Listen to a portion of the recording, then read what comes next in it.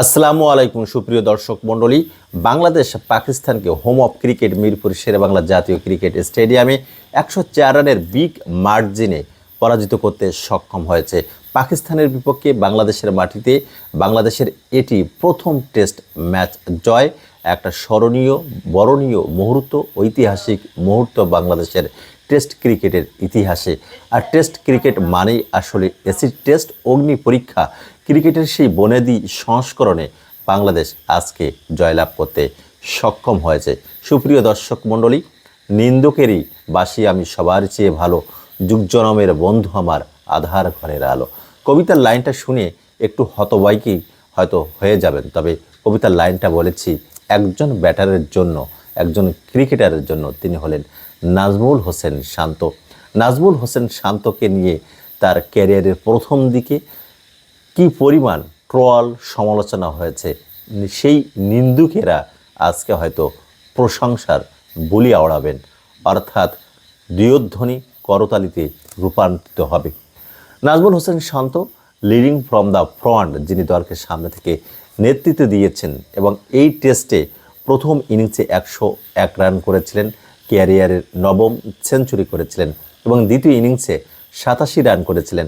তিনি তার টেস্ট ক্যারিয়ারে দশম সেঞ্চুরিটা পেয়ে গেলেও যেতে পারতেন। নোমান আলীকে রিভার্স সুইপ করতে যে লেগ স্টাম্পের উপরের বল, তিনি কিন্তু আউট হয়ে গিয়েছিলেন, নতুবা হয়তো নাজমুল হোসেন শান্ত আরও একবার অশান্ত হয়ে ধরা দিতেন এবং তার ক্যারিয়ারের দশম সেঞ্চুরিটা পেয়ে গেলেও যেতে পারতেন।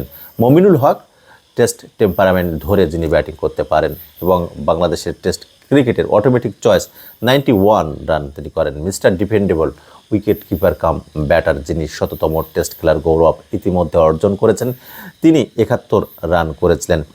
নাজমুল হোসেন শান্ত লাস্ট নিউজিল্যান্ড সিরিজেও প্রথম ম্যাচে ডাক করেছিলেন, অর্থাৎ প্রথম ওয়ানডেতে ডাক করেছিলেন। দ্বিতীয় এবং তৃতীয় ওয়ানডেতে তিনি কিন্তু সেঞ্চুরি, হাফ সেঞ্চুরি করেছিলেন, অর্থাৎ ইনফর্ম ব্যাটার এক্ষেত্রে বলা যায়। এবং পাকিস্তানের ব্যাটসম্যান আজান আওয়েস, তিনি কিন্তু প্রথম ইনিংসে 103 রান করেন। আর যার কথা না বললেই নয়, স্পিড স্টার, অর্থাৎ বাংলাদেশের বর্তমানে কাল বৈশাখী ঝড় হিসেবে home of cricket Mirpur Sher-e-Bangla cricket স্টেডিয়ামের গোধূলি লগ্নে যিনি আবির্ভূত হয়েছিলেন, অর্থাৎ পড়ন্ত বেলায় বিদায়ের বেলাভূমিতে দাঁড়িয়ে জয়ের জন্য যে ব্যক্তিটা দুহাত বাড়িয়ে দিয়েছেন, গতির বাহাদুরি দেখিয়েছেন, গতির ঝড় তুলেছেন, নাহিদ রানা, তিনি কিন্তু 5 অর্জন করেছেন, অর্থাৎ 5 উইকেট হল করেছেন।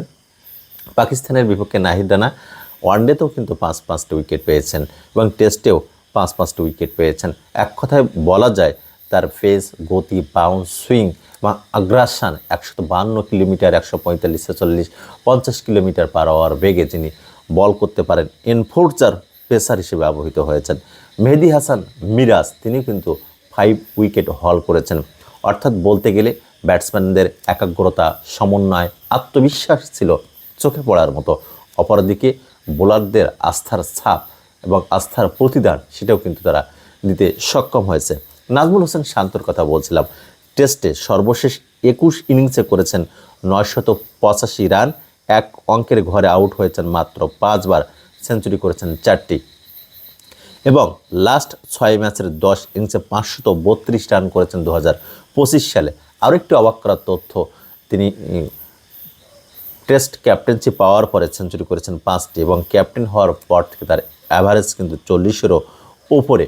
তবে আজকে 268 রানের যে টার্গেটে পাকিস্তান ব্যাটিং করতে নেমেছিল, যেটাকে বলা হয় এ রেস এগেনস্ট টাইম, অর্থাৎ যে কোনো সময় যে কোনো অঘটন ঘটতে পারে, পাকিস্তান সেই 268 টার্গেট করে জয়লাভ করতে পারে, টার্গেটকে তাড়া করে জয়লাভ করতে পারে। অপরদিকে বাংলাদেশও 10-10টি উইকেট পিক আপ করে এই টেস্ট ম্যাচটা জয়লাভ করতে পারে। শেষ পর্যন্ত পাকিস্তান হেরেছে, কিন্তু বাংলাদেশ জয়লাভ করেছে। বাংলাদেশ প্রথম ইনিংসে 413, 240, 9 উইকেটে ডিক্লেয়ার্ড। পাকিস্তান 386, 163 রানে অল আউট হয়ে যায় এবং বিশ্ব টেস্ট চ্যাম্পিয়নশিপের অংশ হিসাবেই কিন্তু এই 2 match test series Bangladesh versus Pakistan এবং পাকিস্তানের বিপক্ষে বাংলাদেশ জয়লাভ করার পরে টেস্ট চ্যাম্পিয়নশিপের যে পয়েন্ট তালিকা সেখানে বাংলাদেশ ষষ্ঠ অবস্থানে অবস্থান করছে। অপরদিকে পাকিস্তান তারা সপ্তম অবস্থানে অবস্থান করছে।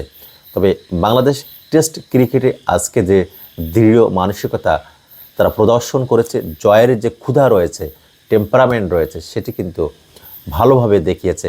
বাংলাদেশ যে টেস্ট ম্যাচ ড্রয়ের জন্য খেলে না, তারা জেতার জন্য খেলে, সেটা কিন্তু তারা প্রমাণ করেছে home of cricket Mirpur Sher-e-Bangla জাতীয় ক্রিকেট স্টেডিয়ামে। কারণ বাংলাদেশ সব সময় এই বনেদি ক্রিকেটে হয়তো কিছুটা পিছিয়ে রয়েছে, তবে এখন শান্ত বাহিনী অশান্ত হয়ে উঠেছে। তারা যে মনের কোণে জয়ের মানচিত্র এঁকেছে, ছক এঁকেছে, তারা যে স্ট্র্যাটেজি অবলম্বন করেছে, তার একটা গুড এক্সিকিউশন আমরা দড়ি ঘেরা 22 গজের সেই ক্রিজে কিন্তু লক্ষ্য করেছি। এবং home of cricket Mirpur Sher-e-Bangla জাতীয় ক্রিকেট স্টেডিয়ামের সবুজ ক্যানভাসে বাঙালি জাতিকে আরও একটি আনন্দের উপলক্ষ এনে দিয়েছে বঙ্গ সন্তানরা। অভিনন্দন বাংলাদেশ ক্রিকেট টিমকে, শুভকামনা। Thank you so much for watching this video. See you again. খুদা হাফেজ।